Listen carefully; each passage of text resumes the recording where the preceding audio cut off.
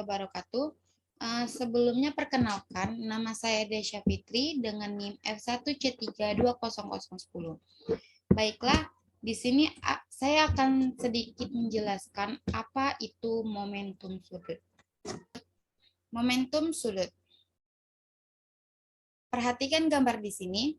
Misalkan sebuah benda bermassa M dan bergerak dengan kecepatan V, kemudian membentuk suatu lintasan yang bentuknya adalah lingkaran, maka bisa dikatakan bahwa benda tersebut memiliki yang namanya momentum sudut.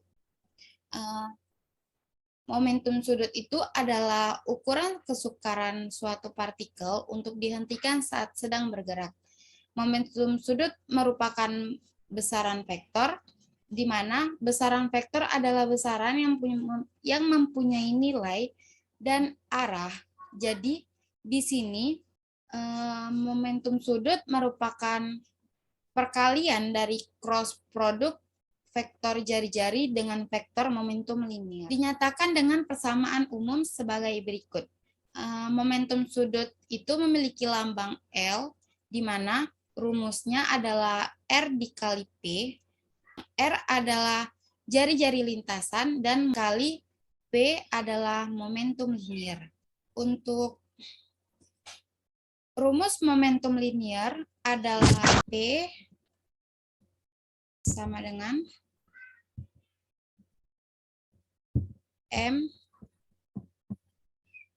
dikali V. Jadi, setiap benda yang bermassa, kalau dia bergerak dengan kecepatan V, maka benda tersebut pasti punya yang namanya momentum linear. Setelah disambungkan seperti rumus ini, maka rumusnya menjadi L sama dengan R dikali MV. Yang mana biasa kita temukan yaitu adalah L sama dengan M dikali V dikali R. Dengan keterangan rumus masing-masing, di mana L yaitu momentum sudut partikel, R-nya adalah jarak partikel yang berotasi terhadap suatu poros, P-nya adalah momentum linear partikel, M-nya adalah massa partikel, dan V-nya adalah kecepatan linear partikel. Selanjutnya, penjelasan. Perhatikan gambar di sini. Jadi, gerak itu ada dua. Jadi, ada gerak translasi, yaitu gerak lurus, di mana sebuah benda bermassa M, kalau dia bergerak dengan kecepatan V, maka benda itu bisa dikatakan memiliki yang namanya momentum linear. Ukuran kesukaran benda untuk dihentikan geraknya, lambangnya yaitu P. Di sini P itu sendiri mempunyai rumus yaitu M dikali V.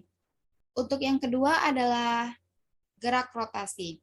Kalau gerak rotasi, otomatis lintasannya adalah lingkaran. Nah, maka bisa dikatakan bahwa benda ini memiliki yang namanya momentum sudut pada gambar seperti di samping, yang bergerak dengan kecepatan V,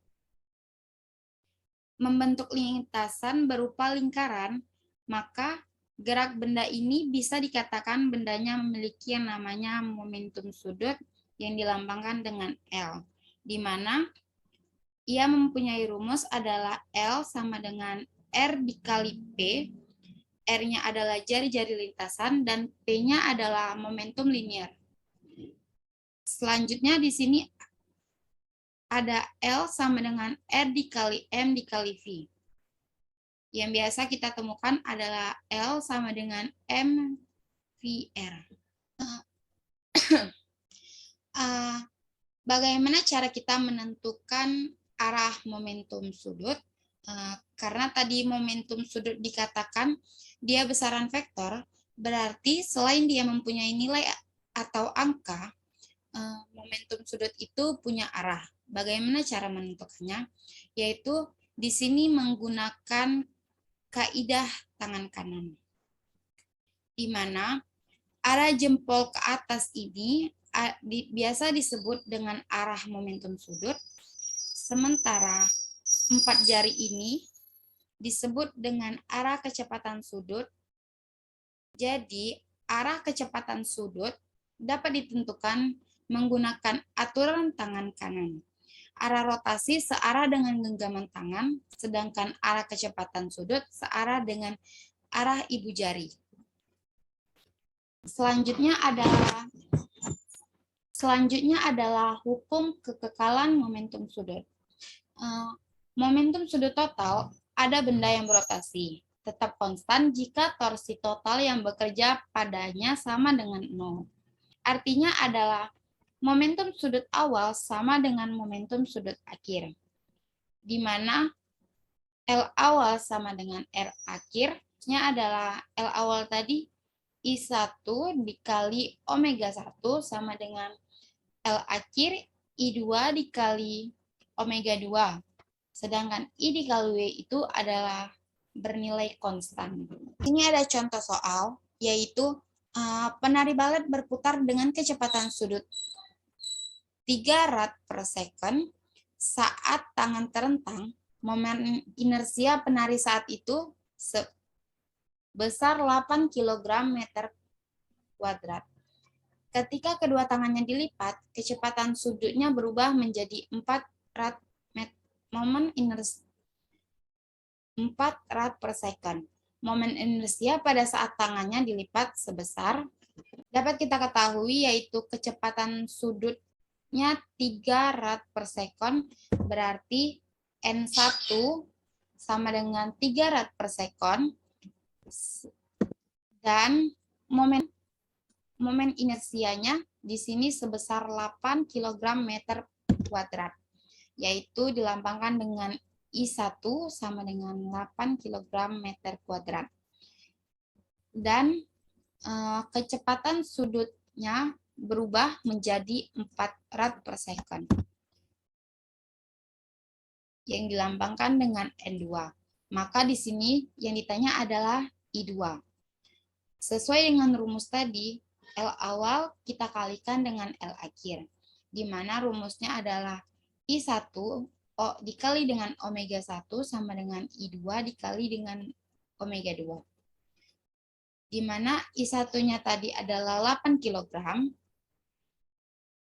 omega 1-nya adalah 3 rad per second, sama dengan I2 dikali 4.